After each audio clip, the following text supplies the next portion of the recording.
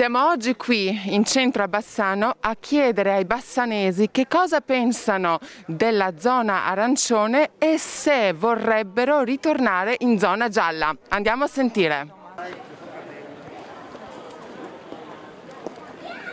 Sono abbastanza contenta perché è difficile stare in zona rossa, in zona arancione, quindi speriamo velocemente nella gialla. Sarei felice, sicuramente felice anche per le attività che sono chiuse.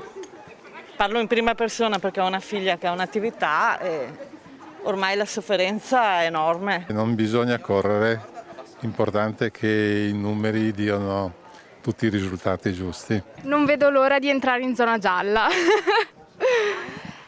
Perché dopo un po' la zona arancione insieme a quella rossa sono un po' pesantine.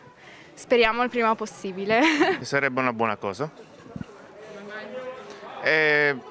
Troppe restrizioni, ma non per noi cittadini, per i negozi, i ristoranti e le persone che dovrebbero lavorare, che purtroppo non riescono a lavorare.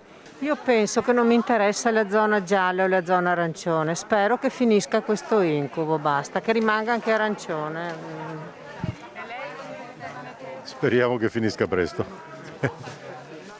Poi zona arancione, come dice la signora, o gialla.